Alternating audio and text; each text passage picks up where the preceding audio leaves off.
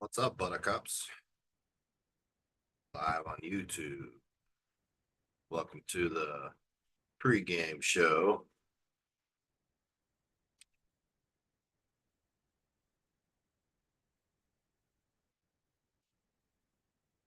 Hands. There's Mama.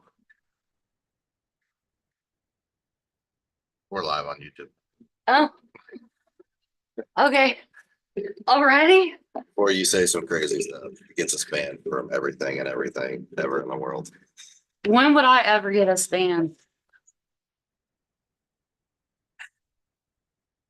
I'll keep my mouth shut. Yeah, so we're just waiting for Larry to hop on here with no Sean Coletta tonight again. Man, must be nice to be taking days off, just traveling the world, being on vacation, and just spend.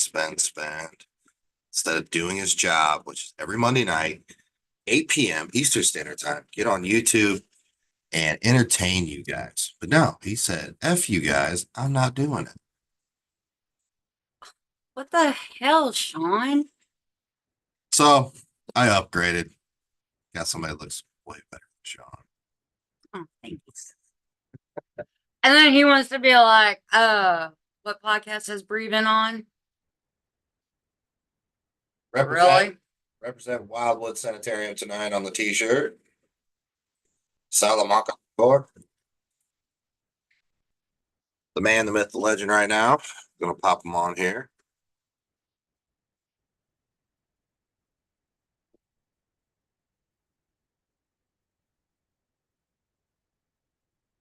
Shall be interesting tonight, guys. Look forward to it. Just flipping me off already. This is great. This one? Okay, can you hear me now? Yeah, I can hear you. Okay, good. I could not hear you, but I'm good now. You done flipping me off? I went this way. Oh, Trust me, if I wanted to flip you off, you'd know. Or something like why that. you gotta look all dark and sexy and mysterious right now? Honestly, I think it's because my webcam is going through an adapter into my MacBook, and I think it might be like super darkening it. I don't know. It's kind of strange. Like, Alexa, turn on the desk lamp. No, wrong one. Alexa, turn on the desk light. It did nothing. My room is super bright though, so Alexa, turn off the desk light. We're live on YouTube right now. We'll hit the record button here in a second. Have at it like we've done before, but now we are live on YouTube so people can join in and I'll ignore their questions for an hour and a half. I have to watch the F-bombs now, right? No, you can sling them, man. I don't care about that. Ah, fuck. Okay. Don't worry about it. I got Oh, this. I'm so proud. That's awesome. So no Sean tonight. Bree's gonna fill in. Oh, that's okay. I'm muting my phone. I like Bree. I like Bree. All right, so one question for you guys. And you probably didn't see my post yet, but you have the option of saving one person.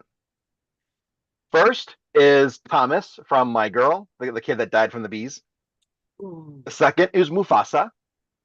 I don't have to explain that one, right? Mufasa. Third is Jack from Titanic. And fourth is John Coffey from The Green Mile.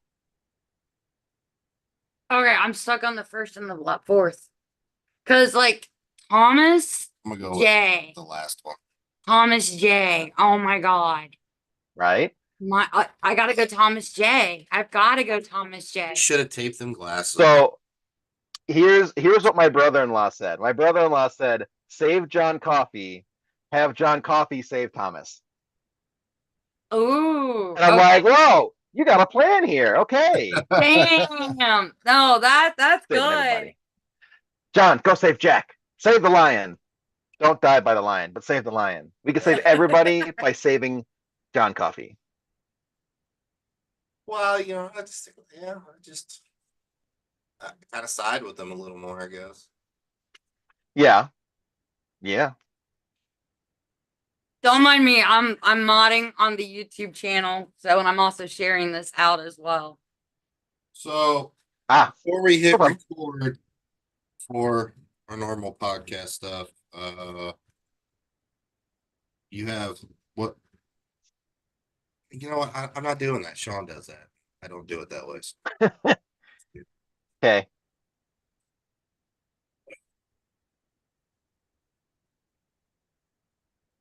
Maybe if we save John Coffey, we can also save Michael Clark Duncan too. Yeah. Hmm, I'd like that. He's a good actor.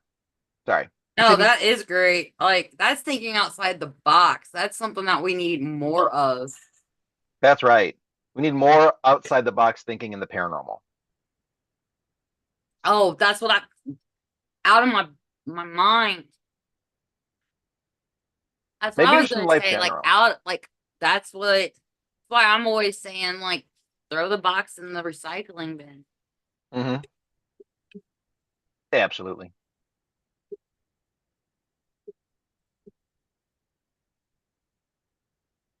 I'll start off. We'll do a little introduction and then or start the episode. Yik yak. I'll bring you on, or not on, but um introduce you, and then I know you got something that you have working that you want to. I have a lot of stuff I'm working on. Okay, whatever. Always something. He's got lists. It's got a list. I have lists. Some lists have to do with the paranormal. Other lists are other things. Well, But I I'm have saying made you've my got lists list. because you've got so much going on. You've got lists. I do. I do. Let's see. Here's one list of stuff. Here's this one is multiple pages actually. Here's a list and the rest of the list and the rest of the list. And this is a new list, all in my handy dandy leather book that I've got here. Lists Love it. upon lists upon lists. All right. So is it Twizzler, Eisler, Esler, Eisler. Eisler? Eisler, Yeah. Twizzler. It's German. So I have to get used to it. He's on my show for an hour and a half. is it really All an right. hour and a half? We can go. We can go longer. You can go Well, as long as. can we go a little shorter? Well, you better talk fast. I'll talk fast. If we can get done by 8, that'd be great. 'Cause my son all of a sudden goes, "Hey, I got to get out of work at 8:30." I'm like, what? You're supposed to work till 9. I got to get picked up by 8:30. All right. See what we can do here. Kids. Kids. It's not what I want. All right. Recording to the cloud. Here we go. Yeah. Welcome back, everybody, to a fantastic episode of the Old World Paranormal Podcast. Joining us on YouTube. Welcome, YouTube. You've been at the pregame show here for the last 10 minutes.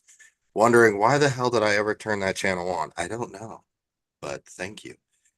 As you see on the screen tonight, it's just me and the beautiful Bree. Bree is stepping in this week because Sean, once again, has ditched his job to entertain you on Monday evenings, 8 p.m. Eastern Standard Time. He said, screw you. I'm going on vacation again for the third week in a row, leaving me by myself, unsupervised. And so Bree was like, no, we can't have that. So she's going to come in here and save the day. So hence Bree. Bree, thank you for joining the co-host spot tonight. Oh, my pleasure. Happy Father's Day to everybody. I had a wonderful Father's Day thanks to Bree. All the kiddos coming over. I hope our guest here had a wonderful Father's Day as well. I'll ask him here in a second. Geez, guys, you know, I don't know who pissed off Mother Nature and why her agenda is to kill us all with the sun this week, but she can calm down a little bit. Here in northern Indiana, it was 94 degrees today. It's just going to be like triple digits this week. Holy crap, that's just ridiculous. I'm the opposite. I'm a fat man and I like the cold weather. So bring it back. Hurry up. But stay safe out there. Stay hydrated this week. We want to make sure you tune in next week as well. But tonight, joining us, this is his second go around of the Old World Paranormal Podcast. God, I don't know, he must have fell down the stairs. Why he would want to come back and endure me heckling him for an hour and a half, I have no idea. But please welcome Larry Eissler III. Thank you Did I for having me. butcher it? Did I butcher it? No, you hit it right on the mark. All You right. got it. How you doing, Got brother? it. I'm doing really good. And I am also broiling here, and it's so hot. I had to walk outside to water all the plants, and I'm just like, bleh. It hit me in the face with all the humidity. Yeah, I But mean, you're outside for 2 minutes, it's instant swamp ass. well, and my son's a baseball umpire, so he's out there right now umping a baseball game in the sun, in the dirt, and he's not too happy. So Yeah, he makes good money. He's okay. I remember those days. I do too. I made a killing as a baseball umpire in high school. I was getting paid, I think, 40 or 50 bucks a game, Yeah, which for 2 hours is phenomenal, right? yeah, yeah. He makes 70 to 75 a game, and half of these games are ending in an hour and a half. Man, And I'm man. sitting there, I'm like, you have 10 games. You just made $700 Yep. just working Monday and Tuesday every month. And because he's a minor, he doesn't pay taxes. Wait a minute. He's making as much money as I am. Dang. Right, right. Oh man. So it's been a while. Last time you were on, you were with your old partner Dan. Yeah, that Um, was what, early 23, maybe 22? I couldn't tell you, man. I think it was early 23 because I think we talked about the Broadhead episode. Probably, probably. So yeah, it's been a little over a year. But So like, I see you guys all the time at conferences and stuff. So right. So, since then, obviously, you guys have gone your separate ways. You guys are still good, cool, right? oh yeah, Dan started this I think in 96, the Okay. paranormal. So he's been in it for a minute, right? And you know, I think a big part of it for one is he's nearing retirement for his job. Yeah. So, he's feeling that. He's put in almost 20 years there and then he put I think either 14 or 16 as a firefighter before that. So, it's a lot. And then you've got the Facebook drama of the paranormal, and that really got to him, I feel like. It really bugged him. Some people are just out there just living a rough time right now, and they're just shedding it all over Facebook. And then, a filming schedule sucks. Yeah. It sucks. We'll set up a location, and then the location owner is like, "Oh, hey, by the way, I know you rented the building out, but we also rented it to somebody else, so you guys are double booked today. We can't do that. You're going to contaminate all of our audio." Right. Well, it's a band, and you shouldn't be able to hear them. And then I call this person on the phone, and I'm like, "Do you hear that? I feel like I'm Back to the Future. Listen to this." Right. Yeah, you can hear the band. They're loud. So that started to get to him, and trying to where he works at the jail, they have to burn 2 days of paid time off to lock in a weekend so he's not called in. So every time we had to film on a Saturday, he had to pretty much burn 24 hours of paid time off just to ensure he wasn't called in. And it's rough. Yeah. So he wanted to retire from the paranormal. He said that if I want to do like a one-off doc or something, he'd come back just as us. And there's one that I want to do with him, and we're in the process of figuring that out. But right now he's focusing more on photography. Oh, that's He's going out and doing landscape stuff and taking pictures of cars and stuff like that. And he's killing it. He's doing a great job. So, yeah, and it's he's a fantastic gentleman, and I wish him all the best of luck in the world and yeah. happy retirement, man. I hope I see Yeah. him someday. He's I think he passed his 18th year. I think he's got about a year and a half left. So, but there's talk of getting rid of some of the older guys because they cost too much money. They can replace an older guy with two younger guys with how much he makes. So there's talks of maybe buying him out. That'd be great. I'd love that for him to just Oh, be done. yeah, right. Just be done. So, Absolutely. and then he can travel and do his photography stuff, which is what he really wants. So, let's just dive into it. Tell everybody a little bit about yourself and um, just real quick about your background and you know, what you have going on, and we'll go from there. Sure.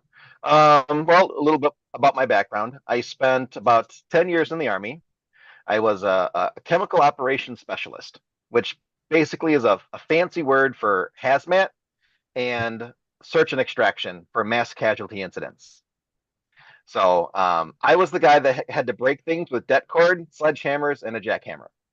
And then when they found somebody, I had to lift the gurney because I'm big enough to lift the gurney with somebody on it. That was that was my whole job. So it was a lot of fun, and there's other things that I did on my deployment that weren't related to that. I drove a lot. I have a medal for driving 1,000 miles in a combat zone. It's always fun to blow stuff up. Always fun to get paid to blow stuff up. Yeah, You know, never discount that. can't But argue with that. absolutely, and I was in pretty good shape at the time because I had to be. Now, not so much. I've been drinking a little bit more beer now. But after I got out of the army, well, I got home from my deployment. I was still in the army for a little while longer. Um, I liked watching Ghost Hunters, the TV show. Mm. I was intrigued by it. The places they went to back then, mid 2000s, were really cool places I'd never heard of before. I loved the history of these places because I love history, and I really enjoyed watching it. But after a while, I'm like, some of this stuff looks like it's a little. Maybe that happened, maybe it didn't happen. Maybe the production company had a part to play in that. Never, never. Never. So I started finding ways to disprove the paranormal. And I got into a web forum for Bachelor's Grove Cemetery, a web forum which basically doesn't exist anymore because they all got replaced by Facebook. Um, that's how long ago this was. And everyone would post a photo, and I would find a way to say, hey, this is how you created this photo. This is how you created that activity and took a photo of it. And a lot of times that was correct. That was around the time those stupid phone apps came out where they'd like take a picture of a ghost and make it transparent and be like, look, it's a little girl. No, it's the ghost app. And funny enough, those apps just like parsed Google Images and said, that's a good one. That's a good one. They're super easy to find at the time. Um, and finally, someone said, hey, you're crapping all over our stuff here, all of our evidence. You need to go out and do some investigating with us. And I said, huh, okay, sure. So I went to Joliet Mansion, or no, sorry, Scott Mansion in Joliet, Illinois. Hiram B. Scott was a patent holder for numerous strands of barbed wire. He had a beautiful house that is in disrepair at the time. It was in really rough shape, but oh boy, was it haunted. And not only was I was given my first investigation, but I also had a lot of firsts, like seeing a shadow figure block out a light, feeling a cold spot, getting touched, hearing something in a room that's not any of us, and stuff like that. So it really sparked my interest going forward into more investigative stuff. And I started doing it by myself. I did some urbex stuff, found some decrepit buildings and investigated them. And lo and behold, I got some voices on my EVP recorder, and that was really neat. And then just this random dude on Facebook said, hey, come out to do a cemetery crawl in Kirkland, Illinois, and you can, go to these cemeteries with me. So I show up, and here's this dude, Dan Norvell, and we get to talking, and we worked together pretty much for 14 years. All because I went and saw his Facebook post. So a brief synopsis of how things kind of came to be a little bit. But from my understanding, after the army, you wanted to do other things, so you got into film. You went to school for it. Did you So not just graduate, or? I did. I just got my master's in May. Actually, I got into film by accident. I always wanted to be a history teacher. I love history.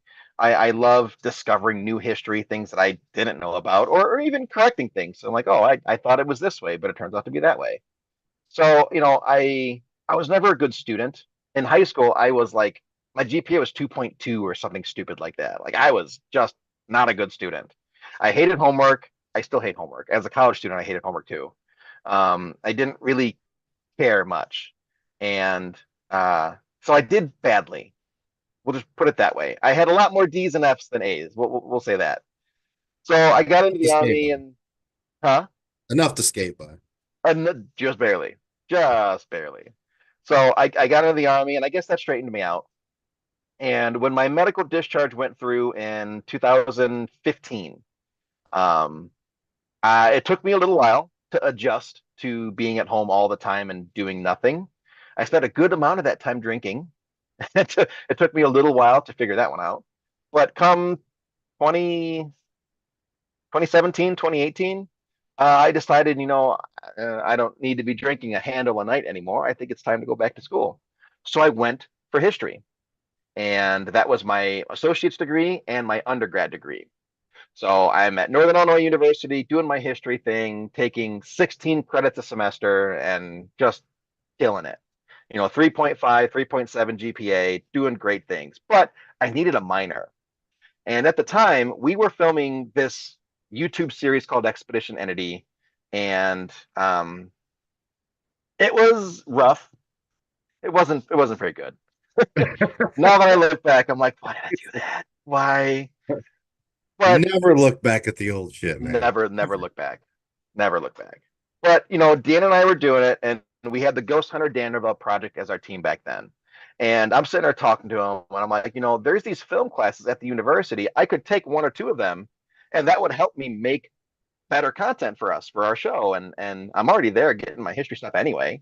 So, Dan was always really supportive of all this stuff. He's like, go, absolutely, make something of yourself and all that. So I take the very first film class. It's called Comms 358 because it was under the communications degree, Mhm. and it was field production. And I'm like, oh shit, that's what we do. We Right, film right. out in a field, Yeah. field production, Perfect. because we did a lot of cemetery stuff. So I'm sitting there, I'm going through the class, and I'm just like absorbing all of this, and I'm just like, I want to know more. So then I took another film class, and all of a sudden, instead of having 5 history classes, I have 4 history classes. And then the next semester, 3 history classes. And then my final semester, I had 1 history class and like 3 film classes. And I go to graduate, and one of my film teachers is like, hey, there is a teaching assistant position here where you work for the school, you teach with me, and you can get a master's degree. Oh, And I'm hell, that's like, perfect. I get paid to teach, I get to teach film, and I get to learn more about film. So I signed up for it. And for the next 2 years, I'm teaching film at a university to undergrad students, learning more about documentaries and advanced narrative production and all this other crazy stuff. And eventually I just kind of realized, like, all right, this is where I want to be. I still love history. I would love to teach Well, they'll history. always tie in together. The hit, Documentaries, they always tie in. always. But I get that teaching itch by going to conferences now and standing up and talking to people. So, that kind of takes care of that. I get the history itch through the documentaries and on other things like that. And now I just get to do film, and I get to be paid for it. And that's really cool. Yeah, I mean, if you ever get a chance to do what you actually love and get paid for it, I mean, you're just you're living life to the fullest right there, to be honest. 100%. I just got a contract today for a job this weekend where they're doing a short narrative out in the middle of nowhere. And they're like, hey, tell me what your equipment is. So I list all the equipment I have.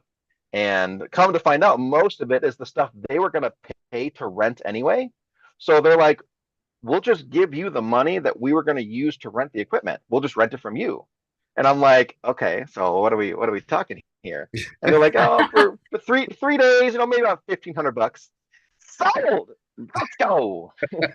$500 a day. We're gonna Like, do this. I mean, that's Nice. awesome, brother. I'm so happy for you, man. You know, I love it, and it's a gaffer job. So all I'm doing is lighting, but if you think about it, look at the light that's on the side of your face right now. That tells me that there's a window there, yep. right? Just spread the color of the light. So if let's say that I had to recreate your exact image right now, but in a room with no windows, I'd have to put a light there, and I'd have to dial it down to the bluest of blue to mimic that outdoor light. But if you look at her face isn't quite as blue because she's further away from it and she's getting more of a room color light. So there'd have to be a light behind your head hitting the side of her face to give that different color, the yellower color. And then you got to throw all the white light behind you. That's the job of the gaffer, is to put light where it needs to be or take it away where it's not supposed to be. And that's why you're sitting in the dark. And that's why I'm sitting in the dark, because I have light sensitivity and light hurts my eyes. But I'm gonna get paid to deal with light all weekend. It's not you guys on YouTube, and it's not because he's trying to be ultra sexy right now. I mean, he just looks that way 24/7. So It's the glasses. I'm telling you, it's the glasses. Like I take them off, and it's like no longer Clark Kent. I'm just a dude. I put them back on, and it's like, oh yeah, there's Larry. Yeah. Funny story. I went to a Dave Schrader talk. He was like talking at his high school about all sorts of different stuff about the paranormal. And a bunch of us went out there to listen to him. And my friend Ed Levin, who you probably met at Broadhead, probably. really, really big dude with the beard. Mhm. He was there, and I was having a good hair day because I have psoriasis, and it's like some days I can't wear hats because it's a good day, and other days I have to wear a hat because it's not a good day. This was the day that I could not wear a hat because the psoriasis was doing good and I felt good, so I went without a hat. And Ed like was staring me in the face and shook my hand and didn't even realize it was me because he's always seen me with a hat on. And that's like my superhero moment to where like I'm out of costume and they don't realize it's me anymore. That's true. I mean, I think about it. Anytime I've ever seen you, you always have some type of hat on. I always have a hat. It's hard because psoriasis is it's a crappy autoimmune disease. Hmm. It makes you feel bad and it makes you have these plaque buildups and it gets all over your clothes and it's like, stop, get off of me. And it's easier to keep it all contained inside the hat. That But is true. on that day, I felt good, so I looked good, and he didn't recognize me. And never again did Larry ever leave the house without a hat. Nope, no. Everywhere I go now for the paranormal, I have to have a hat on. Yeah. Yep, I have a good thing. I have like 50 hats to choose from. So, now you have this huge background in film. Mhm. You have this dream job. Expedition Entity with you and Dan was a fantastic series. You Thank had you. it on your YouTube channel, but eventually evolved to, you know, um, Natalie coming to you and putting on Paraflix, correct? Paraflix, yeah. We started off as a exclusive series. We weren't an original for the first season. We were exclusive. So, that means that we're still a Paraflix series, though. It wasn't anywhere else. The only place you could see it was Paraflix. Right. And everyone just must have loved it so much that Natalie came to us and said, hey, we want to make this an original series. And, she made us a great offer that we couldn't refuse. And we said, yeah, this is the home of Expedition Entity now. And we did two more seasons after that. The third season was our biggest and I feel like had the best investigations. And then when Dan retired in January, like right at the start of season 4, we were just starting to film, and we had all these location issues where they just canceled last minute or changed their prices, or his on call hours kept interfering with him being able to take off. And it's just like, all right, let's wrap the show. Dan will retire, and because I can't do it without Dan. Right. It's the both of us. He's the show creator, I'm the show creative. Can't have one without the other. Correct. Right. So we wrapped it, and the last, what is it, July now? 6 months. I've been working on a lot of other things, trying to find that spark that we had in a new place, in a new direction. Sometimes things run its course for a reason. Mhm. You know, you guys were definitely meant to come together and create some things, but things don't always last. And, if people can understand that and be comfortable having that hard conversation with your business partners, but like, look, I'm just done, it's not the personal, and you move on, you Mhm. know, it's kind of meant to be that way. So it is. It's meant for you to embark on something different. Absolutely. But And we're still very much partners, yeah, no longer business partners because he handed over control of the business to me. So now it's a sole proprietorship. Um, but I get that little thingy that says veteran owned business now because that's more than 51%. So I get that. no, Um, that's cool. but we still co-authored books together. And one of our books, The Ghost of the Black Hawk War, is kind of the half history, half paranormal book. It Right. only covers the Illinois side of the war. There's still a whole Wisconsin side that we're working on. So, we're still working on stuff together. It's just not film stuff anymore. So So, on the Paraflix now, there's a lot of streaming networks that are coming out. mhm. There's more and more coming out. What is the benefit for a group, like you or your production crew, for you to go to a Paraflix versus just doing your own streaming on your channels or trying to build your YouTube channel? What's the Sure. difference and what's the benefit to teaming up with said, you know, Paraflix or Scare Network or something like that? So let's go with the assumption that your YouTube channel is brand new. It has no subscribers, but you have a brand new episode, your very first episode. Maybe it's not an hour long, maybe it's a half an hour long. In order to start monetizing that content, you have to have a certain number of subscribers and a certain amount of views in order to make it be anywhere financially feasible to continue to do this, right? It's a lot of work. You have to grow and grow and grow and grow and grow. And sometimes it can take years before you even hit that 1,000 subscribers to unlock monetization to where you get to keep it. And then you still have to try to grow the views, right? Just Right. like anything on Facebook. If I want views on my reels, I have to find a way to get it in front of people. Same with your video on YouTube, except Facebook doesn't like YouTube. Anytime you share a YouTube link, it seems to just bury it in the algorithm. Yep. It doesn't let people see it. You have to like post an image and then put the link in the comments, and that's how Facebook gets around it so that they don't just absolutely kill it. Well, it's their competition. They don't want that circulating around, you know. Exactly. And that's why you don't have embedded videos in Facebook like you do with websites and other things like that, to where, you drop a link and then you could watch the link in Facebook. They don't have that. So the growth process in the beginning is very slow and very tough. But it's possible. You absolutely can do it. But by going with a network like Paraflix, they have a captured audience already. They have subscribers. They have people on social media that follow that content because they already like the shows that are on there. Right. So let's say, my brand new show, Expedition Entity, episode 1, the Veterans Memorial Hall in Rockford, Illinois, and it premieres, let's say the 17th, Monday. What is Saturday? Saturday is the 22nd. It premieres June 22nd, and Natalie Jones, the owner of Paraflix, the CEO, says, "Okay, I'm gonna market your episode on Paraflix's Facebook with, I think they're at like 7,000 followers now, to my 7,000 followers, and we'll get people to watch it through our social media stuff." And they'll post that stuff all week long. And they'll post it at the highlight time where they get the most interactions. They can cross promote it through the different groups that they're involved in, the different pages they're involved in. They can tag specific people like Patty Negri, who is, I think, the vice president of Paraflix. And she has a very, very, very large following. So when she is tagged in stuff or shares stuff, a lot of people see it. Right. Same with the other networks. There's larger people on those networks that if they share that content, it increases the amount of people that are going to watch your stuff because it's recommended by somebody, where someone goes, "Oh, well, if Patty Negri says it's good to watch, well, then it's going to be good to watch."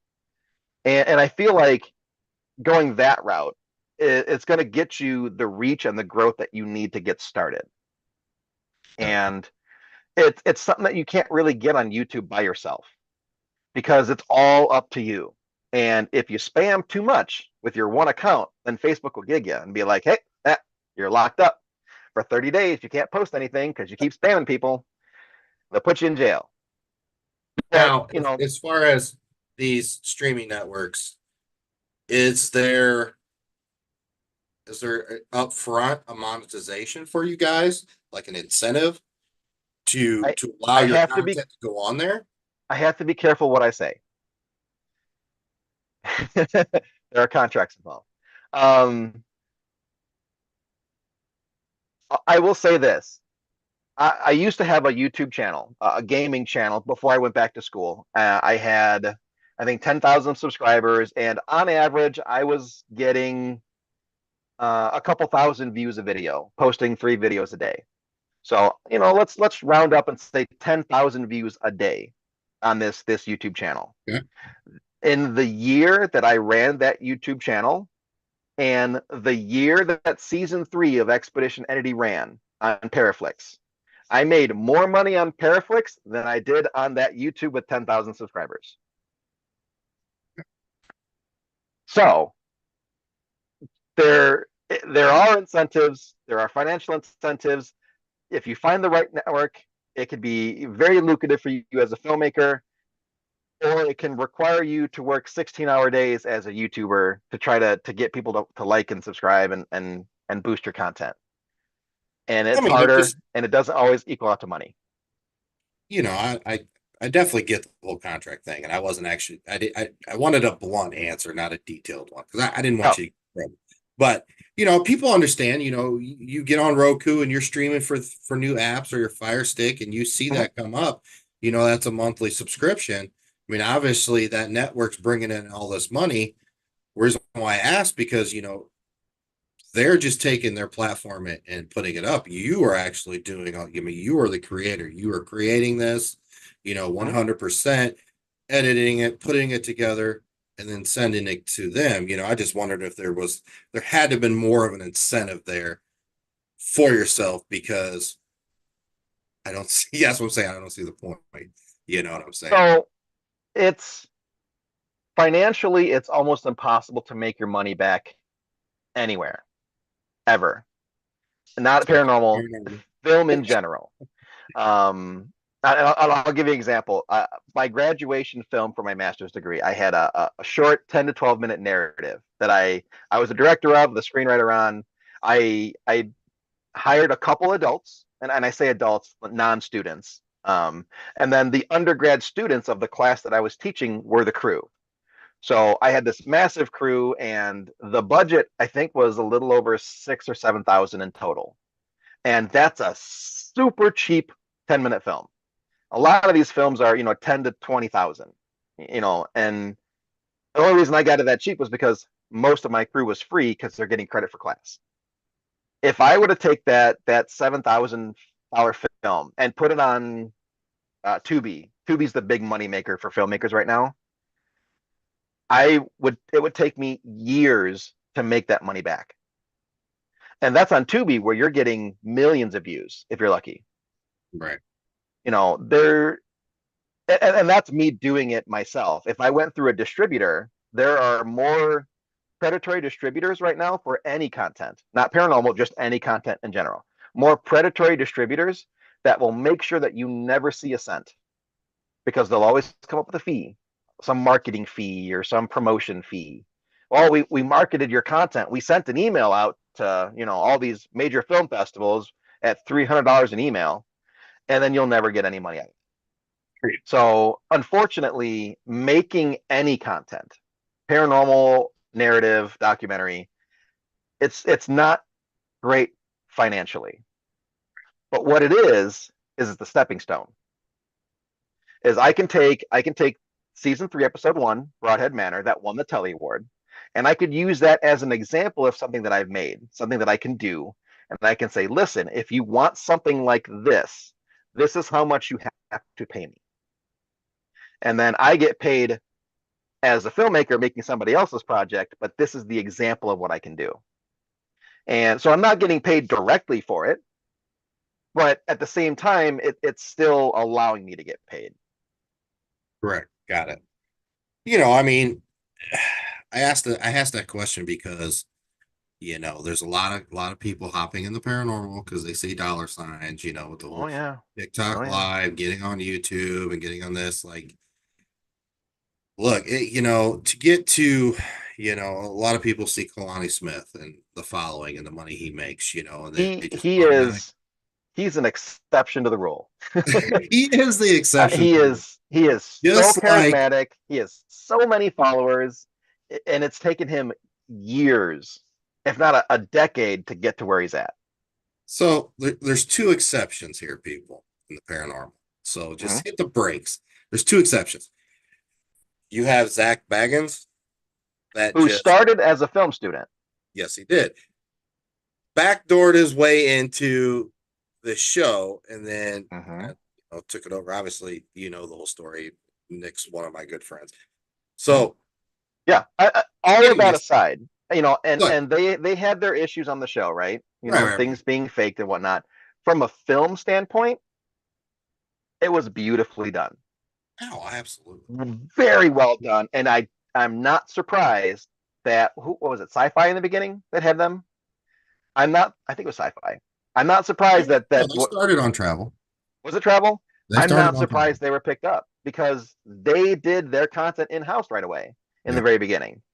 So, it makes sense that he had that opportunity to backdoor because supply and demand, the supply was real low, and Mhm, somebody in a suit and a tie saw that and went, "Hey, now, hold on, mhm.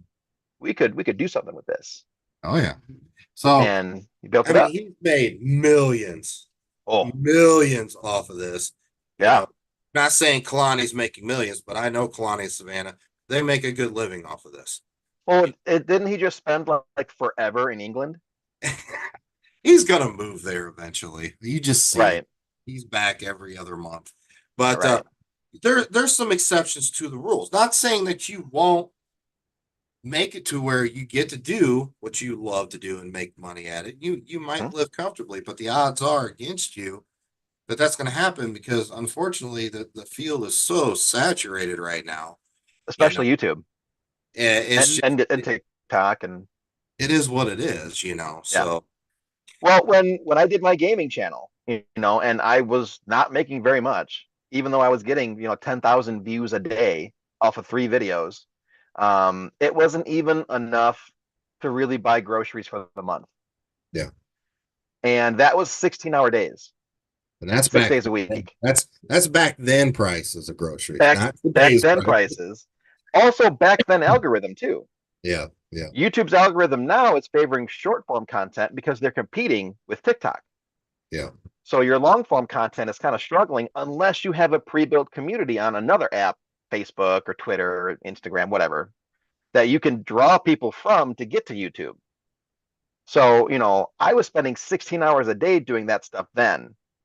You're going to have to do the same if you want to grow your YouTube now. If you Right. had Kalani on here, I bet you if you ask him how much he works a day at what he does, Oh, I it's an know. astronomical amount. I know.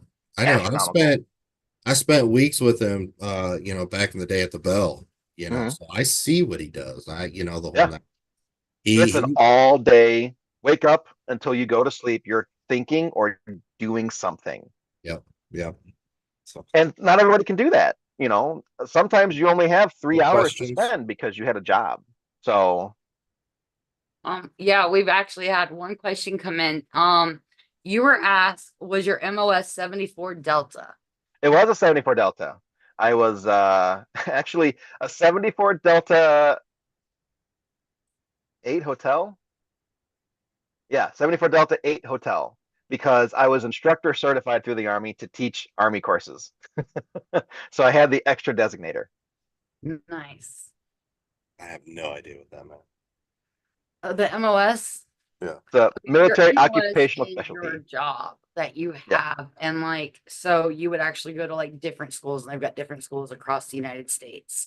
Mhm. Mine Like was your in Fort boys, Leonard Wood, Missouri Fort Leonard. Okay. Yeah. in the So, fucking summer. oh God. Yeah. No, I actually lived in Springfield. That's not like for yeah, that wasn't that far from where I lived in Springfield. My boys' dad actually was a 98, 96 Romeo. So he Okay. was right on the field, right behind the scout with those big ass Mm, antennas that they used from the Vietnam War. He had like they said 15-second life expectancy from the moment they turned that on to somebody getting to be able to zero in. And he mhm. got replaced with the unmanned drones. Yeah. Yeah. We See, had a lot of old tech for our job in the beginning too. We were training with a lot of stuff from Vietnam, and it's like, why are we still using this stuff? Because they haven't made anything else that's better. And then all of a sudden, about halfway through, they started like trickling in civilian made equipment to where it's like, here's this big chunky piece of metal that the army made 50 years ago. And then here's this little wand that some laboratory made doing the same exact thing that runs off of double A's. yeah. So eh, I came in at a really weird changing point in the Army. Um, but yeah, it was 74 Delta, and that base had a black cloud over it. I swear to God. You stepped out of your hut and you're just like, bleh, bleh. The humidity is 150%. Yeah, not fun. Not fun. But it's Okay, a very so nice base. Mike from Ellen and Paranormal was actually the same MOS. He's and Leah says that Mike speaks Larry's language. Yeah, yeah. How many times did he catch a buzz off that super tropical bleach? Buzz off the super tropical bleach. It's the disinfecting material that you use to scrub everything, like vehicles and stuff. And it's very strong and very odorous. So you smell it and you're just like, ugh, Jesus. Yeah. Um, but I didn't have to do that very much because they looked at me and went, "You're really big. Go bust some concrete." Oh, well, no wonder I have a bad back now. You are a big fella. I I don't got know. some size to me, a little bit, a little bit. So with all that being said, Larry, we got you back on here for a reason. Hmm. Hmm. You reached out, you were like, man, I got some stuff popping on. I want to come on here and talk about it and get that out, get the word out, get the Sure. promotions going, this or that. So what you got going on, Larry? Right now, I'm sitting on 3 documentaries that I'm editing. There's one from like 2022 that unfortunately teaching film and then taking film classes never gave me the time to edit my own stuff on top of Expedition Entity, which had deadlines. So, these documentaries, they just sat for a little bit. So the first one I'm working on, it's called Haunted or Not. And we're looking at the urban legends around supposedly Illinois' second most haunted cemetery, Bloods Point Cemetery. And there's like half a dozen of these urban legends. There's a phantom truck that chases people down. There's demon dogs, a witch with multiple backstories, the old school bus that drove off a bridge and then got hit by a train story, and then just the cemetery itself being haunted. And we visited a lot of those urban legends and talked to a couple historians and locals in the area, and come to find out some of these were perpetrated by people. Some of them have no historical accuracy at all.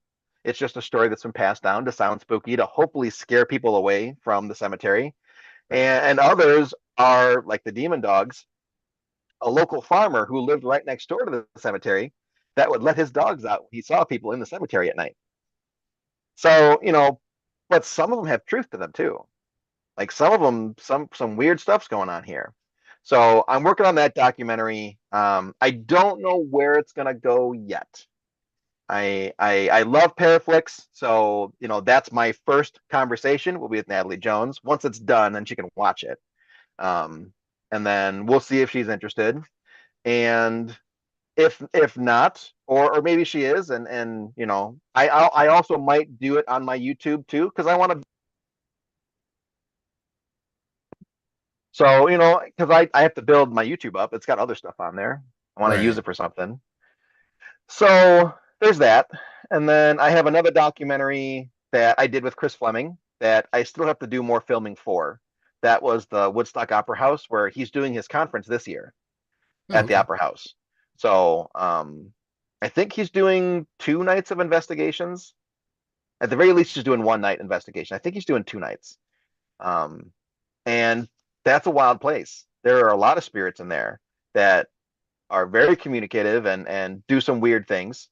So I'm looking forward to that one. I still have to do more of the history and the interview side to finish that one up. And then the third documentary is with my friends Nat and Elliot from ACG Paranormal, and then Jen, who was on Expedition Eddie with us. We had the three of them team up into a location that kind of dates back to the Prohibition speakeasy time and had lots of mysterious deaths around the building because that's what gangsters do. And then in the 40s, a young man and a young woman were last seen in this building before they mysteriously disappeared and then were both found killed. So that's another one that I'm really looking forward to getting to. I have to get Haunted or Not done first, but unfortunately, it's like, I work a couple hours on that, and then it's like, I need a break. My eyes are killing me. My head is killing me. I got to do something else. So then what I'm doing is I'm also writing a book. So I'm editing documentaries and writing a book at the same time. And that book, I'm 7,000 words short of my 50,000 word goal. So I'm hoping to finish it up here in the next month or so. Just And add a bunch. then what's that? Just add a bunch of pictures. There are a bunch of pictures, but that doesn't. Oh, So you cut out for a second. yeah, my headset's dying. I might have to switch out headsets. Um, so with that, trying to add those words, it's everything that I know about the paranormal or learned about the paranormal through all the years.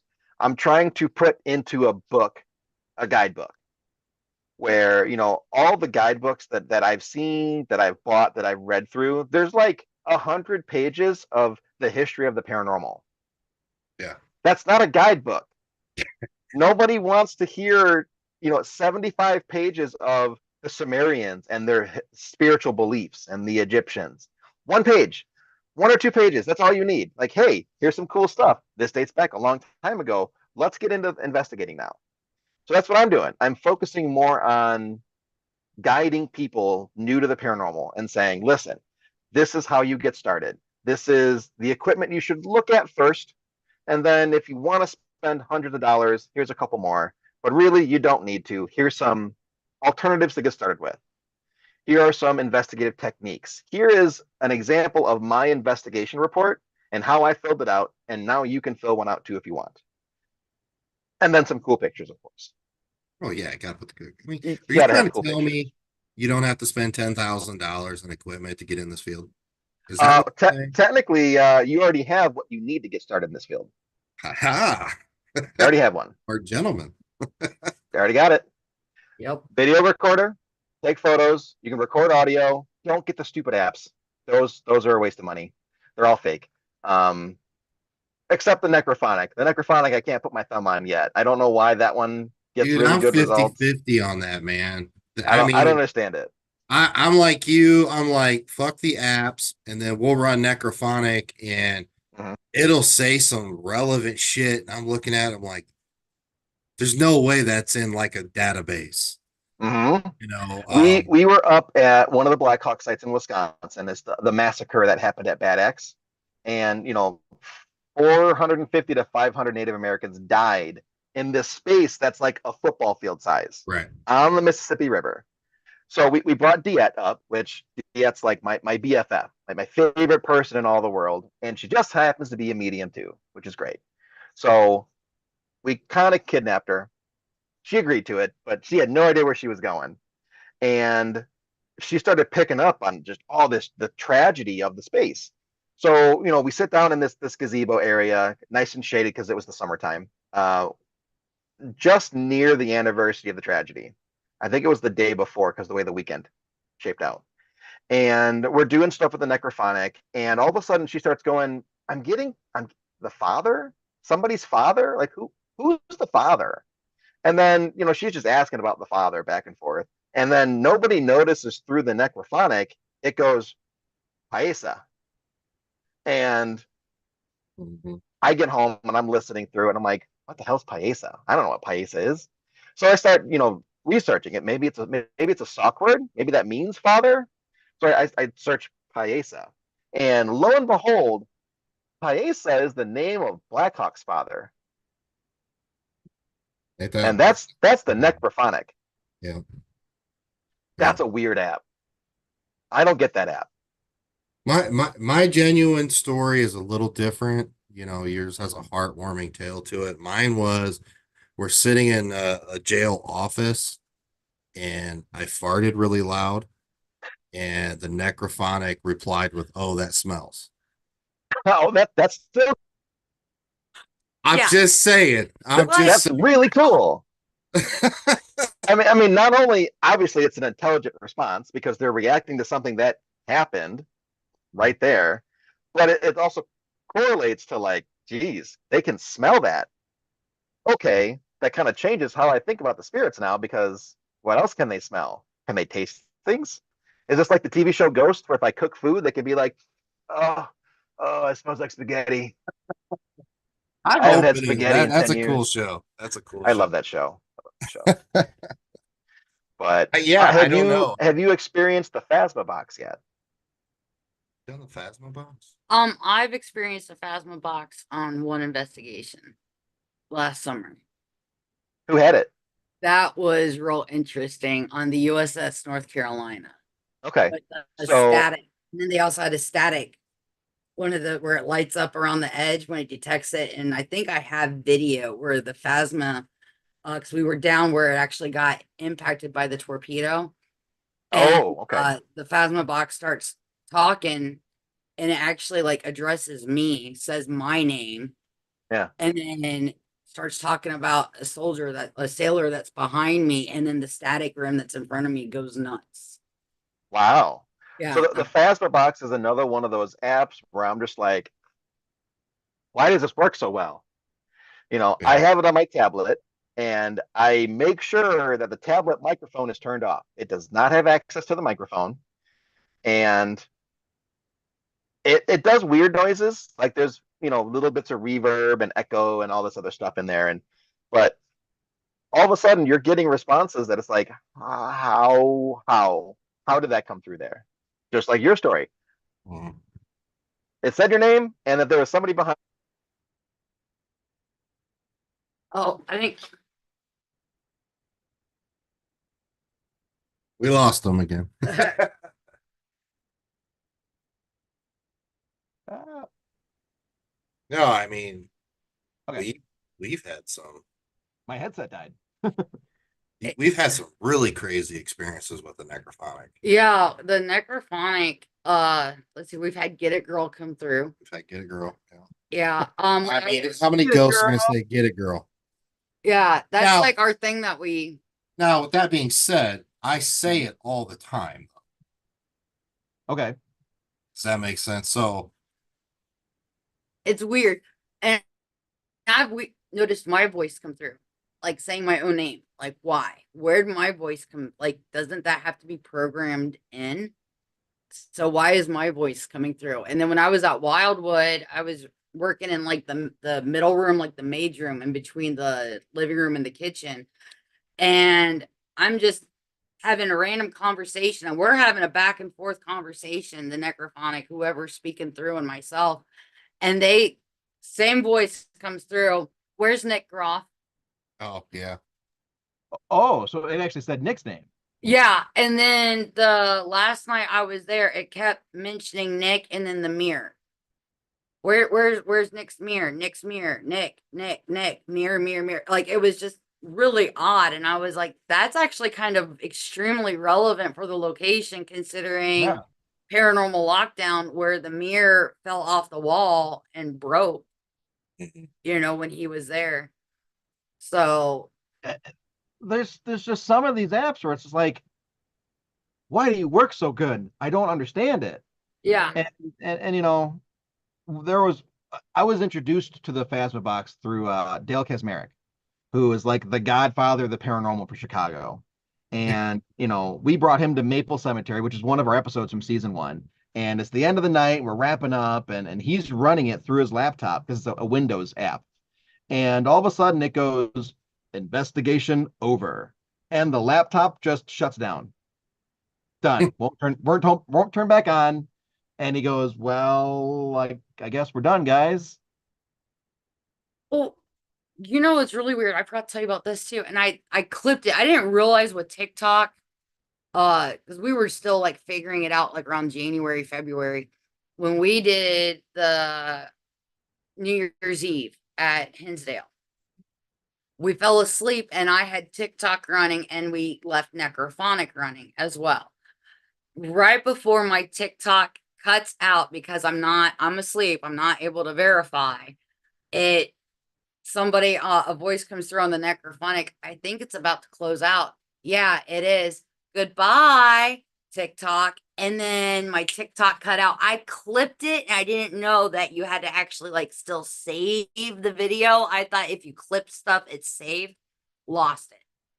So it said TikTok. Yeah. Like there's been times we'll be using it and they'll be like, they're live on TikTok. Say hi. Yeah. So like like that's Wow. weird, like that you had that with the Phasma box. That like reminded me of like what happened with Necrophonic. So yeah, that's crazy. They're both just weird apps that do weird things, and it's really hard to be like, oh, well, that's just the word bank. Is it though? Is it though? Is it really just the word bank? I Because mean, that there's was times where you could weird. tell it's gibberish coming through, but then when you're getting immediate intelligent responses to, I mean, like a fart And or you're getting words that how or why would they put that in a 5,000 word dictionary bank or whatnot? Oh yeah. Anytime that we would work with Dan, and it was almost guaranteed to be one episode per season, where it called him any name in the book. There, fatso, shithead, fucker, douche.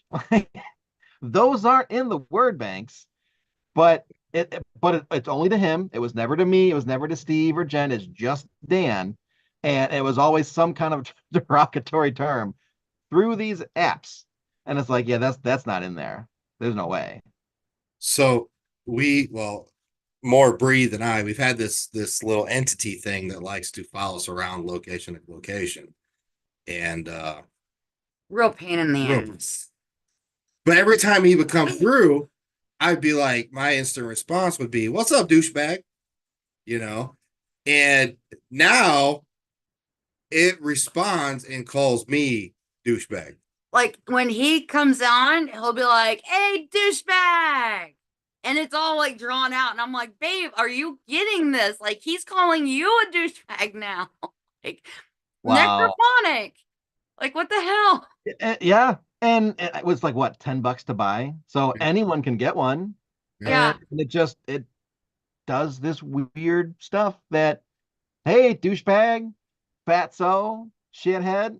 I mean, you obviously got to use your head and common sense here and what's gibberish and what's not. I mean, it's no different than your other pieces of equipment you bought, like a REM pod. Yeah, the REM pod went off. Great.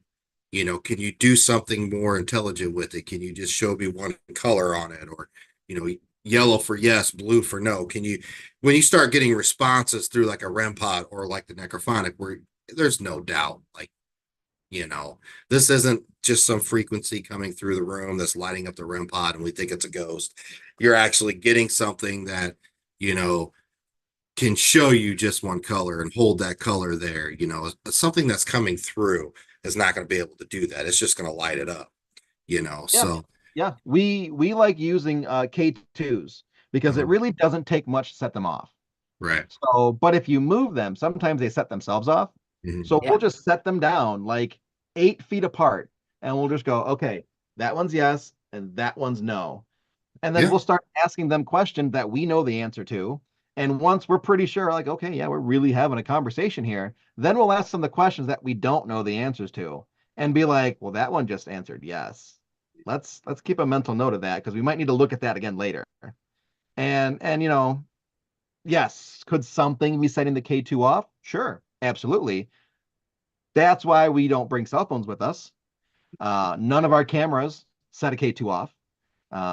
We have certain things like an EMF pump. We have a lava lamp or one of those plasma lamps that you can get at like Spencer's. That sends out like 6 feet of EMF. If it's not near that, well, it's a pretty safe bet. It's not getting set off. So why is it that every time I answer or ask a question, it's answering yes or no? Right. Very rarely both. Right. I mean, let's say you put those down you're sitting there for 10 minutes and you're just listening to the ambient sound around you and the K2s aren't blipping, then you go into the question Q&A part of it and then you start getting blips here and there. I mean, yeah, absolutely. I mean, that's a no-brainer. Absolutely. Yeah. Yeah. Again, I mean, that's no different than using a set of dowsing rods. You're holding these things, you establishing yes and no. I mean, the yeah. same thing with 2K 2 meters, or you could do it with two flashlights, two cheap flashlights, cat balls. You can put cat ball here, cat ball there. This one's yes, this one's no. And those are relatively cheap. You can get K2 super cheap now. Yeah. I Cat think they're balls, like $12 on Amazon. They're not Yeah, the I real mean, even K2. even They're Timu knockoff, has, but Timu has. Yeah. it's they're the same ones. They're the same ones. You know, you can get them from the same company. So, you know, if you can get like those special 70% off Timu, you might be able to get it for less than 10. But Yeah. most of the time they're about the same price, about $12. And from what I've noticed, they're no different. They're identical. It's just the K2 official ones are a little bit more expensive. That's all. It's the same thing. We love. I don't know if you've used one yet or been around one. It's called the Epic.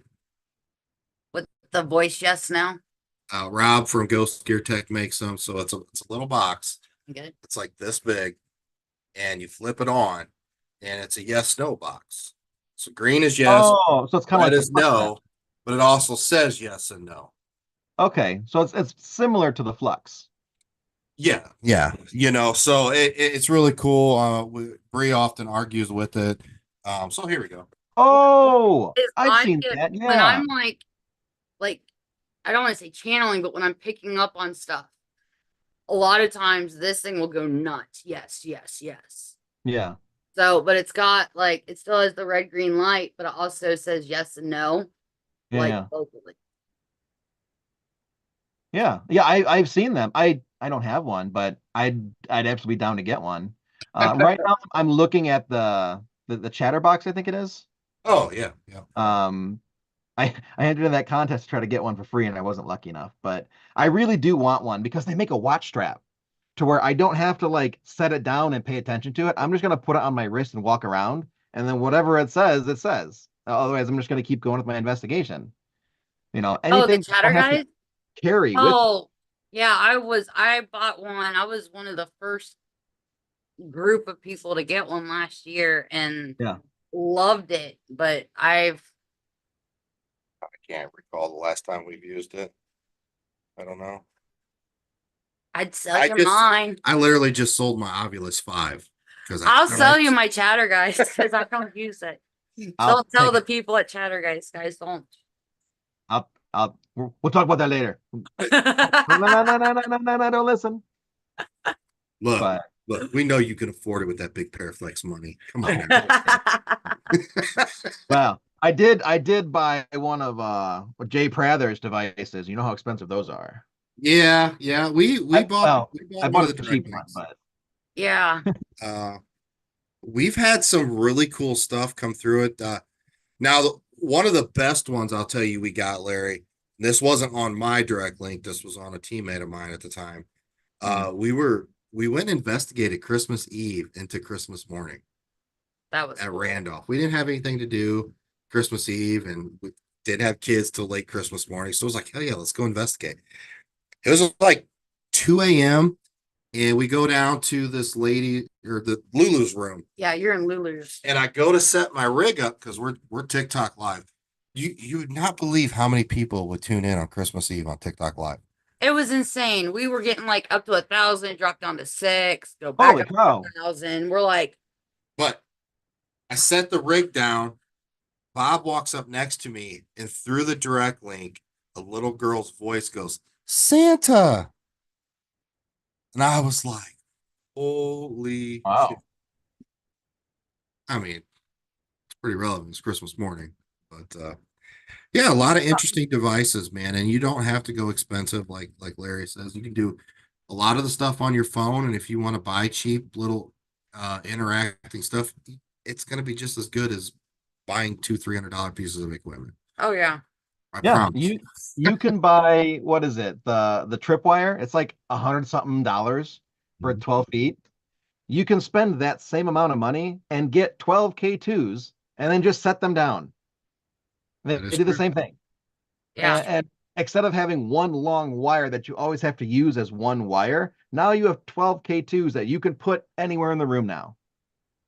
You The know, only like problem with that is I'd end up losing some of those K2s fair. versus That's just the I've one dropped one. a few and shattered a few, so I get it. I get it.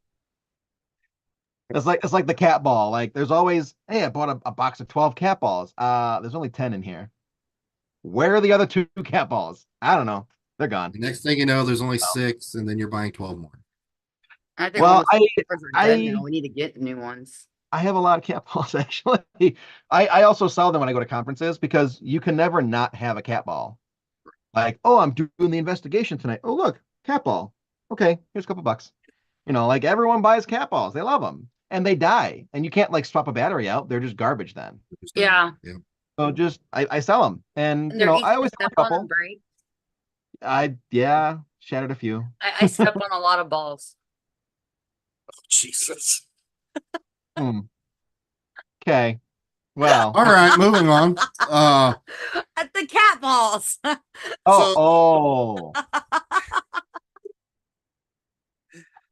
I was gonna I know say, you got. Nick, I I know don't want to know what you guys are doing outside the show. Like, let's keep this PG, No. okay? PG 13. that's on our Team Brick OnlyFans account. No, I'm just kidding. Yeah, yeah. I know we don't have much more time because I know you're on time constraint tonight. So, Yeah, kids, man, kids. but before we get to the three famous questions, do you have anything else new that you want to plug or talk about, or is it just the three documentaries in the book? The three documentaries in the book are the main things. I am in the process of making a new show. Okay. I don't have a working title yet. I know that Expedition Entity was really Dan in front of the camera because I had to run the show behind the camera. I slipped in every once in a while for a session or two, but it was really Dan as the host of the show. The show that I'm making now is I'm the host of the show. And I'm designing it in a way to where I don't need a camera crew. So I don't have to be behind the camera. I can be in front of the camera. I can make it work. So I'm really looking forward to that. I've seen other people do similar ideas to what I have, but they haven't done it the way that I want to do it. So it really excites me to be able to do it my way and see if my way works.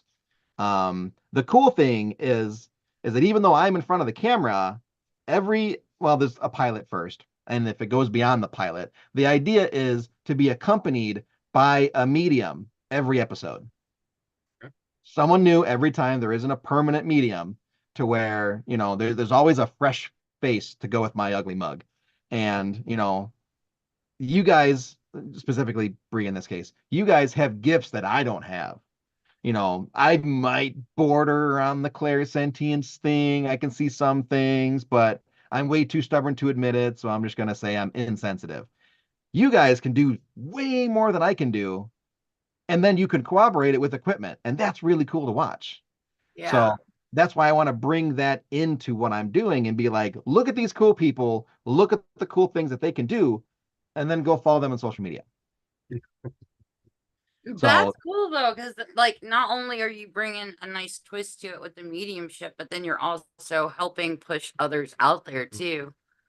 Right. And it's the same with the Expedition Entity. We tried to do guest investigators as much as we can, but because there were so many of us, you start running out of microphones. Yeah. And it's like everyone needs a mic because if you said something, I have to find your microphone so that people can hear it. And if I can't find your microphone because you're not mic'd, it's a whisper now. And I have to cut that part out of the episode because that whisper could be a ghost. And we're not going to lie about what we catch. So we have to remove that now. So with this, I'm not going to have that problem.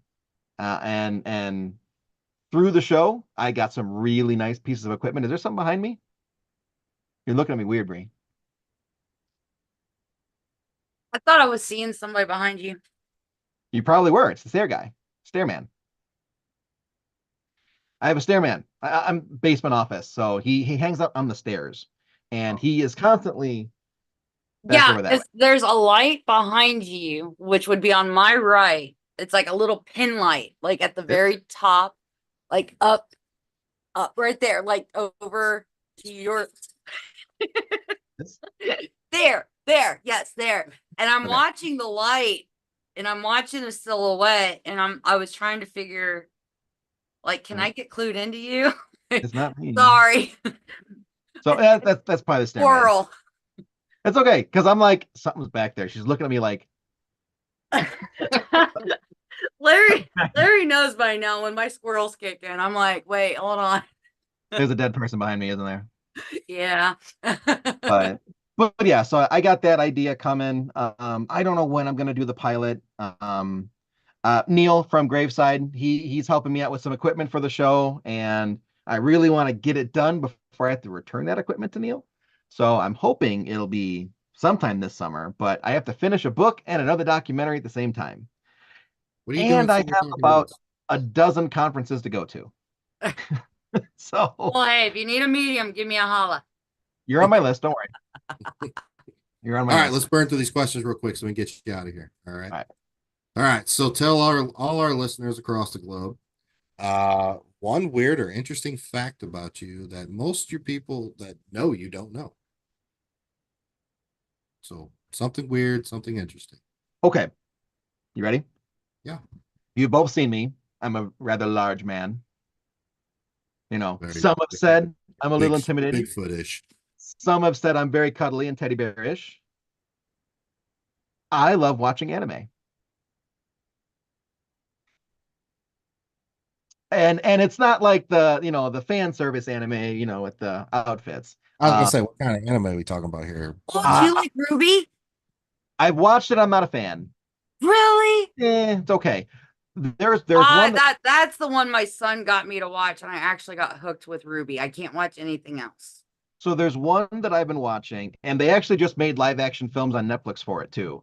It's called Kingdom, and it tells ancient China's story of how they were seven warring kingdoms, and then they were conquered to come together into one main kingdom. And if when they do a battle with names and people, you look it up. That's actually what happened. Oh, Like it's wow. a Oh, true cool. history-based anime, and I'm like, this is so cool. And then there's the other ones where it's like somebody dies and they awaken in the fantasy world with knights and dragons and magic. And I'm like, God, I wish I could do that. That'd be so nice right now. I like watching those. But yeah, that's most people look at me and they're like, he watches anime? I'm like, yeah, the stories are great. And it's interesting to watch the cultural differences between our culture and Japan. Yeah. I like it. Yeah. All right, moving on. Second question here. Now, us paranormal weirdos, I should say, we're very quirky about our food, Larry. Our dinners before our investigations, like us here, we go to Mexican restaurants. Why? Because we're idiots. But during our investigation, we are also quirky about our snacks and our drinks. Yes. So, what's your go-to snack and what's your go-to drink while you were investigating? I just finished them. Salt and vinegar almonds. Like it's a nasty obsession. I love them. They're actually pretty good. I They know are you're the salt and just vinegar. Oh, I'm a big salt and vinegar fan. yeah, I just love, and they're almonds. They're good for you. They're not chips. I mean, it's a little bad for the cholesterol, but whatever. So I love snacking on those because I can just grab a couple and then go. I don't have to Yeah. sit down and eat. I don't have to undo a wrapper and throw the wrapper away. I just stick my hand in there and walk away. The one thing I don't like is the salt and vinegar mess. So anything I touch, I have to wash my hands then, but sacrifices. For a drink, there's the three, and it depends on what I need it for. So if I need to hydrate, I love peace tea because you can get them big and they're cheap. So if I'm at like a gas station, I'll get a couple of those. I'll get like the raspberry peace tea, and that'll get me good for the night. If I know I'm going to be somewhere for a while and I plan ahead, I'll get those jugs, the gallon jugs of Arnold Palmer tea and Yeah. lemonade, and then I get it, and I think it's diet, to where it's like no carbs and almost no sugar and all that stuff. I'll crush that easily. And then if it's something where it's like I'm dragging and I need energy and I'm dying, White Monster, the white can, like that's my jam. I'll go with that. There's All been right. plenty of times where I've had all three. I hear you on that, brother. I hear you. All right, Yeah. last question. Here we go. One night, one investigation. You can only bring three items to investigate with. What are you bringing? Hmm. So that's a tough one. The problem is I can't bring my tablet because I only get the Phasma box. If I bring the random iPhone that I have over there, I only get the Necrophonic. Like I can't do one device with both. I wish I could. So I'm gonna choose the Necrophonic because I just like it better than the two. I'll go with that one. I could get real easy communication with it. And I know the responses are pretty damn creepy. And it's easier to keep a phone charged than a tablet charged. I would also do probably a K2 just for the multiple purposes it serves, just so I can see if there is some kind of a false positive EMF, or if I'm entering a fear cage situation, or hey, like there's power lines underneath this house here because they buried the lines. We need to investigate on that side of the building now. That's handy to have, and then also for ITC stuff to be able to get them to answer through it. So having one of those definitely handy. And then when I'm not using the necrophonic, I'd use the phone as a video recorder to record all the evidence I'm capturing. Which sucks because then I can't record the necrophonic, but whatever. The last thing that I'd probably pick, it's really hard to narrow down. Ooh, there's so much I want to say. Like I wouldn't mind the thermal.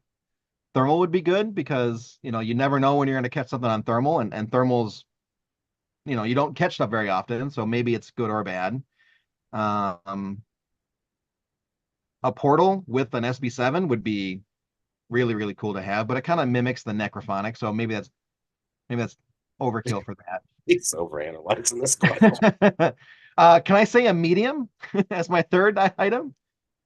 You can say whatever you want. I'm going to say a medium, but I'm not going to pick one because I have too many medium friends. I'm going to say a medium You are the because first person that has referenced one of their items as a person. I feel like I love it. it's like a tool that has multiple uses, kind of like the K2. Like for one, I can put the K2 in the medium's hands and they could use the K2, but also they're a medium. They can see and hear and feel stuff coming, and then I can direct my questions with the K2 or the necrophonic towards what they're picking up. Okay. Or if need be, they can hold the phone for me to record video while I do other stuff. So I feel like that'd be good. Is that your final answer? Yeah, some kind of a K2, a necrophonic / phone, and a medium. All right. I Good like enough. that. Larry, we appreciate you coming on and letting us know about all the projects you got coming up and everything you're doing. I wish you nothing but the best of luck. I look forward to seeing it. You'll have to let us know what platform it lands on. Yeah, So, I don't even know yet. So, I mean, I have a feeling that Natalie will pick it up because I talked to her about it a year ago, and she sounded interested. So I'm sure she will. Whether or not it'll be exclusive or not, I can't say. I'd like to build my YouTube up, but maybe she really just wants to prepare flicks, so then we'll talk about it. But yeah, once that new show comes out or starts, I should say, whenever I get pre-production started, maybe if it gets picked up and it goes somewhere and there's a special Brie episode, we'll come back and talk about that. deal. Sounds good. Awesome. All right, brother. Well, you take care. We appreciate you coming on, and we'll see you around the convention circuit. Yeah, I'm sure there's going to be one that we're all going to. It's got to be. I'm going to like 12. There's got to be another one. So, guys, give Larry Eissler a follow. Guy's always working hard, putting out good content. He's one of the good people in the paranormal. So give him a like and a follow. Larry, we appreciate it, and we'll see you soon, brother. Yeah, thank you very much.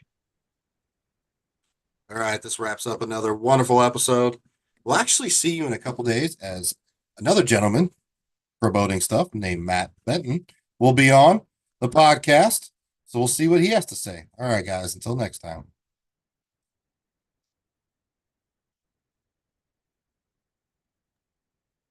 Good deal. Did my headset dying and then having the speakers and the microphone for the laptop screw anything up? No. You didn't hear like any echo or anything? Okay, No, cool. we didn't know no echo or anything. A couple times, like I said, you cut out. You were talking. We couldn't hear you. Yeah, I was on the phone with that person doing the gaffer job today, and I was using my headset, and then I didn't plug it back in. I was like, oh, it'll have enough battery. No, it didn't. It totally didn't. Oh no. It's all No. good, brother. We made it work though. Did you, another thing that clued me off to you, somebody being with you, Mhm. did you notice him skip? He glitched a couple. Like it wasn't like a full like glitch. It was like you would be here and then like all of a sudden you'd be like to your side. Like Hmm. you did like a quick glitch. And so then like I started noticing the light in the back like going away and Yeah. Yeah, there's nothing that would be blocking it. I don't even know what that is. It might be one of my cans of that air spray that I used to dust stuff off with. Oh, to get rid of the orbs. Yes, or to create them. You never know what you got to do. Now that we're off the air, you never know what you got to do with an episode. No, I don't. Being in a basement office, like anytime you walk around upstairs, it's just dust. So I'm constantly like spraying off my monitors and my keyboards, and annoys me. But this was great. I'm really glad we were able to do this. Yeah. And once I know more about this pilot, I have the pre-production started. It's in a pretty good place. I don't have a location. I don't have a production plan yet, but I'm also really focused on this book right now too. So that's probably why. But once I get something set up, I'll make something happen. I haven't talked to any mediums yet either. So if a medium jumped out at me and said, "I want to be the first one," I might listen. I'm right here. Hello. Oh, you Hi. want to be the first one? Hi, Leslie. Yeah, I'm a Oh, medium. What's oh, well, up? okay. Well, then you could be in the pilot. Yes. Thank you. So, you're from Indiana, right? Yeah. All right, I'll try to keep it between us then, if I can. Cool. You know I'm good behind the wheel. Well, yeah, but unfortunately, filming a show like this is a whole day. Yeah. Like when we did Expedition Entity, they were 16 to 18-hour days. You Oh know, my we goodness. we would show up at 10 a.m. and leave at 2 a.m. And then you've got all the driving on top of that. Yeah. Like if we drive to Broadhead, it takes me an hour and a half to drive to Broadhead. I count the drive as my day. So, that's a long freaking day. Yeah. It is. But I'll That is figure stuff out and amazing. I'll message you about it at some point. Awesome. Thank you. Yeah. All right, brother. I'm gonna go pick my kid up from his work. All right. We'll see you. Talk to you guys Well, have later. a good night. Drive safe. You too. Thanks again for having me. Bye.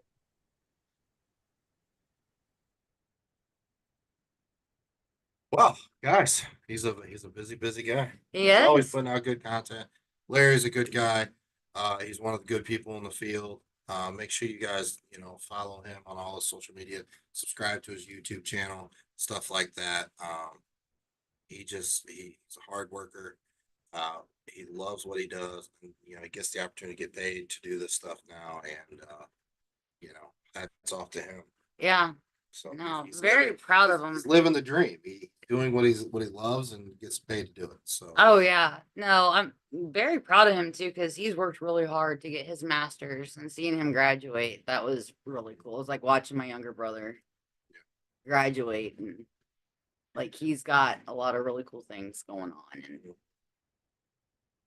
So guys, we'll see you. Actually, we will see you this Wednesday, 8 p.m. Eastern Standard Time. We're going to do a midweek podcast. We'll have Matt Benton on, and we'll see what he has cooking on the film projects he has going on and all that good stuff. I believe his new wife, is it Helena. I'm going to butcher it. my brain just froze the way you I looked at believe me. she's gonna join the podcast as well. So we look forward to it. Guys, as usual, thank you so much for tuning in on YouTube. Help us grow this little tiny channel of 452 subscribers. We would appreciate it. Share, you guys. And we will see you Wednesday.